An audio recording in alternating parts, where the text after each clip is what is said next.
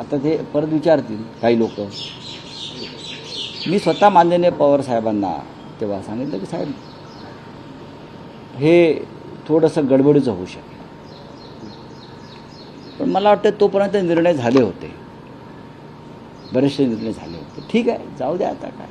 नाही, पण राऊतसाहेब, सचिन वाझे यांची पोलीस दलातली कारकीर्द वादग्रस्त होती. ख्वाजा इल्तुमिश प्रकरणात ते वादात होते. त्यानंतर निलंबित असताना ते शिवसेनेत IT सेलचे प्रमुख होते. फडणवीस शिवसेना भाजप सरकार जे 2014 ते 2019 होतं, ज्यात फडणवीस गृहमंत्री मुख्यमंत्री अशा दोन्ही जबाबदाऱ्या होत्या. उद्धव ठाकरे हे त्यांना फोर्समध्ये घेण्यासाठी आग्रही होते असं मला माहिती नेहमी म्हटलं नाही, जातं, पण नाही. फडणवीसांनी त्यांना नकार दिला. मला पण या आपत्कालीन परिस्थितीत 2019 नंतर कोविडच्या परिस्थितीत त्यांना घेतलं गेलं. तुम्ही जे म्हणता आहात की समजा सचिन वाझेंना नोकरीत नसतं घेतलं किंवा त्यांना नाही घेण्यात आलं असतं तर काही महाराष्ट्रातले कटू प्रसंग टाळता आले असते. बघा, पोलीस आयुक्तांच्या शिफारशीशिवाय एक PSI नोकरी देऊ शकत नाही, एवढंच मला माहिती आहे. त्याची कोणीतरी पोलीस खात्यातून शिफारस केलेली आहे आणि त्यानंतर ते आलेले आहेत. सरकारने ते रोखायला पाहिजे, तेवढंच मी म्हणतो. सरकारनं ती फाईल थांबवायला पाहिजे होती. आणि मी गृहमंत्री नव्हतो किंवा मी मुख्यमंत्री नव्हतो, त्याच्यामुळे मी त्याच्याविषयी आता बोलणार नाही.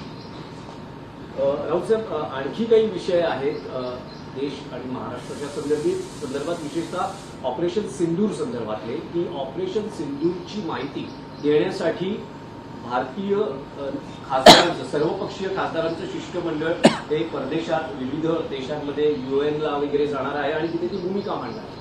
त्यात काँग्रेसचे शशी थरूर यांची नियुक्ती वादात सापडलेली आहे.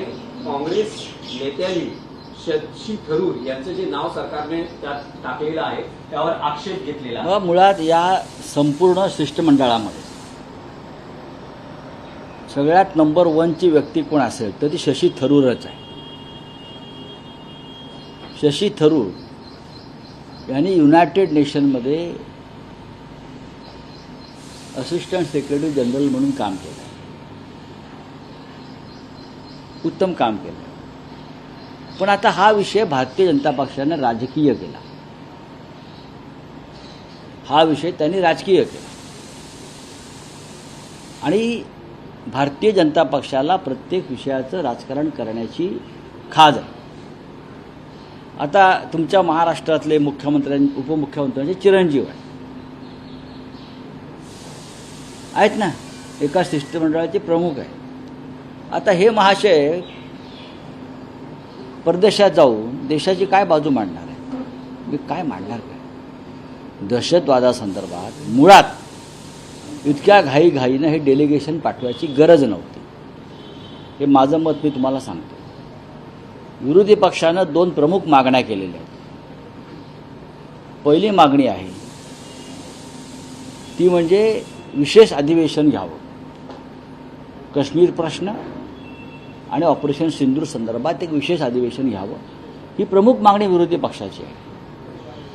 तुम्ही त्याच्यावरती कोणत्याही प्रकारे चर्चा करायला किंवा चर्चा घडवायला तयार नाही.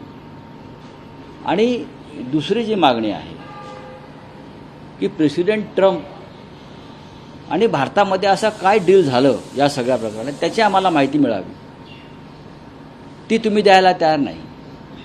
आणि तुम्ही अचानक एक डेलिगेशनची घोषणा सरकार करतं. हे सदस्य ठरवले कोणी तर किरण रिजिजूंनी. किरण रिजिजू कोण? संसदीय कार्यमंत्र्यांनी त्यांच्या गोतावळ्यातली नावं काढलेली दिसत आहेत. आम्हाला विचारलं का शिवसेनेचा पाठवताना? या तृणमूल काँग्रेस दिसते का तुम्हाला? या समाजवादी पार्टीत दिसते का तुम्हाला? यात RJD दिसते का तुम्हाला? मग सर्वपक्षीय शिष्टमंडळ जातंय हे तुम्ही कोणत्या आधारावर सांगता? शिवसेनेचे लोकसभेत 9 सदस्य आहेत, म्हणजे एकनाथ शिंदेंच्या गटापेक्षा आणि शरद पवारांच्या गटापेक्षा आमचा 1 सदस्य तरी जास्त आहे ना. मग लोकसभेतल्या आमच्या सदस्याला पाठवण्यासंदर्भात आम्हाला विचारणा केली का? खरं म्हणजे शिष्टमंडळाचं एका शिष्टमंडळाचं नेतृत्व करायची संधी आम्हाला मिळायला पाहिजे. आमचे सदस्य जास्त आहेत, याचा अर्थ तुम्ही इथे सुद्धा राजकारण करताय. याची हे वराड पाठवायची सरकारी खर्चानं तशी गरज नव्हती. हे वराड निघालेलं आहे, कुठे युरोपला, कुठे आफ्रिकेला, काय करणार जाऊन. परदेशामध्ये आपल्या वकिला ते आहेत ना, हाय कमिशनर आहेत ना, ते हे काम करतायत. मग गरज काय उगाच आपलं. याचा तुम्हाला कळत नाही. तुम्ही काश्मीर प्रश्नाचं आंतरराष्ट्रीयकरण करताय. जगात तुम्ही जे घेऊन चाललेत प्रश्न, याचा अर्थ प्रधानमंत्री कमजोर आहेत, 200 देश फिरले, एकही देश पाठीशी उभा राहिला नाही, म्हणून तुमच्यावरती ही नौटंकी करण्याची गरज आली. नाही, राऊत साहेब, तुम्ही म्हणताय की या विषयाचं राजकारण केलं जात आहे. ज्यात काँग्रेसचे शशी थरूर आहे, तसे एनसीपी शरद पवार गटाच्या सुप्रिया सुळे आहे. खरं तर एनसीपी अजित पवार गट हा एनडीएत आहे.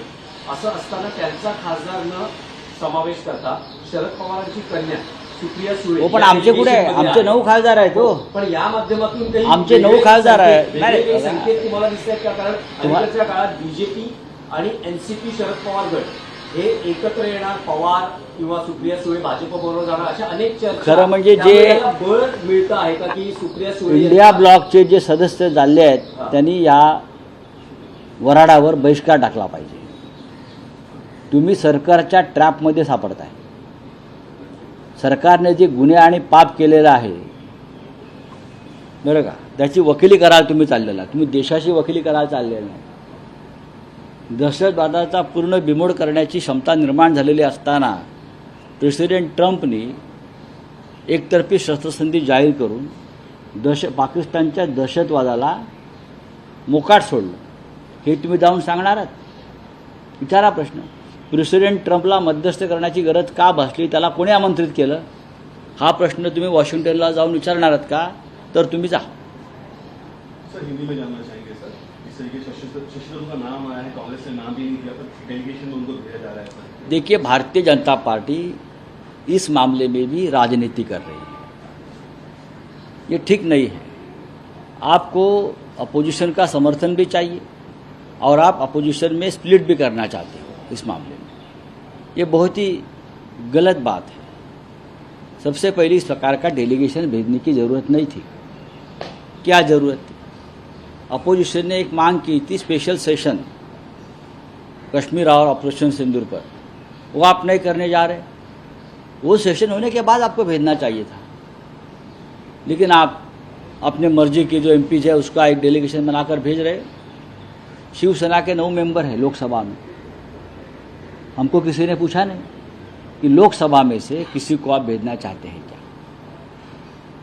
तृणमूल कांग्रेस के लगभग 35 मेंबर्स हैं. समाजवादी पार्टी के 40 मेंबर हैं. लालू प्रसाद जी के भी 4 या 5 मेंबर्स हैं. आप ऑल पार्टी डेलीगेशन की बात करते हो ना, तो आप सबको लेना चाहिए. हमारी दूसरी मांग ये थी कि ऑल पार्टी डेलीगेशन कश्मीर में लेके जाइए. All party delegation. आप ना सेशन ले रहे हो स्पेशल, ना ऑल पार्टी डेलीगेशन को हमको कश्मीर में लेके जा रहे हो, लेकिन विदेश घुमा रहे हो एमपीज को. क्या करेंगे जाकर? इस इशू का आप अंतर्राष्ट्रीयकरण करना चाहते हो. इजराइल और गाज़ा का युद्ध चल रहा है. प्राइम मिनिस्टर नेतन्याहू ने हमारे यहाँ डेलीगेशन नहीं भेजा है, या अमेरिका में या विश्व में डेलीगेशन नहीं भेजा है. जेलेंस्की ने डेलीगेशन नहीं भेजा है ऑल पार्टी, या पुतिन ने. ये क्या कर रहे हैं लोग? हाँ, ये क्या नौटंकी चल रही है? लेकिन कहीं ना कहीं मोदी सरकार का जो आंकड़ा है, शरद पवार गुट की नेता सुप्रिया सुळे ये भी इस डेलीगेशन में शामिल है. आपको क्या लगता है हाल ही में जो राजनीति हो रही है? सर, इसी सवाल को लेकर सर, डीएमके है जिनका एक है, एकनाथ शिंदे का जो नाराजगी चालू है, उन्होंने शिकायत शिंदे को रखा है, कहीं ना कहीं एक छोटे नंबर है उसको ज्वाइन करने की कोशिश. देखिए, ये एक टूरिज्म प्रोग्राम चल रहा है ऑपरेशन सिंदूर के नाम पर, टेररिज्म के नाम पर. हाँ, ये टूर एंड ट्रैवल कंपनी खोल दी है. अभी ज़रूरत नहीं है. 2 मांगे हैं ना हमारी, स्पेशल सेशन और all party delegation to Kashmir under leadership of government. ये आप पूरा नहीं कर रहे हो, और अचानक से ये उसको दो, उसके दो, उसको एक पकड़ कर आप विदेश यात्रा कर रहे हो. मोदी ने अब तक इतनी विदेश यात्रा की, वो फेल हो गए। उसका मतलब मोदी जी की विदेश यात्रा करोड़ों रुपए खर्चा हो गए, वो फेल हो गई। या आप बताइए ना, आपने क्या किया फिर? एक देश भी आपके साथ खड़ा नहीं रहा प्रधानमंत्री जी के साथ, तो ये जाने से क्या होगा हमारे लोग? नहीं राव साहब, मेरा फिर भी एक स्पेसिफिक सवाल है। एनसीपी शरद पवार गुट की नेता सांसद सुप्रिया सुले इस डेलीगेशन में है, हालांकि जो अजित पवार गुट है उनके सांसद इस डेलीगेशन में है नहीं। क्या राजनीति हो रही है? सुप्रिया सुले, शरद पवार, ये बीजेपी के साथ आ सकते हैं? उसमें मैं राजनीति नहीं देख रहा हूँ। अजित पवार गुट का एक ही एमपी है, एक ही एमपी है, और पवार साहब के 8 एमपी है। करेक्ट, 8 एमपी है ना उनके। तो 8 एमपी के हिसाब से सुप्रिया जी को ये न्योता मिला है, लेकिन हमारे 9 एमपी है, लेकिन हमको न्योता नहीं मिला है। हमारे पास सरकार का ना लेटर आया है ना फोन आया है। हमको पूछना चाहिए, तृणमूल कांग्रेस को पूछना चाहिए, अखिलेश यादव जी से बात करनी चाहिए, तेजस्वी यादव जी से बात करनी चाहिए। आप नहीं कर रहे हो। आपके मर्जी के मुताबिक आपने चयन किया है। नहीं, आपने मराठी प्रतिक्रिया में कहा कि इंडिया ब्लॉक को एक्चुअली इस डेलीगेशन में से बाइकआउट करना चाहिए। नहीं, सरकार को सवाल पूछना चाहिए, जरूरत क्या है। सबसे पहले स्पेशल स्टेशन की बात की थी, वो कर लीजिए, और बाद में ऑल पार्टी डेलीगेशन जो है कश्मीर में लेके जाने की बात है वो पूरी करिए। बाद में हम देख लेंगे आराम से किसको जाना। प्रधानमंत्री खुद लेके जाए डेलीगेशन अमेरिका में, उनके फ्लाइट में, जो स्पेशल फ्लाइट है उसमें ऑल पार्टी डेलीगेशन आप खुद लेके जाइए, कोई प्रॉब्लम नहीं है। चलिए, थैंक यू। लोकशाही मराठी ऐका, पहा, जागरूक रहा।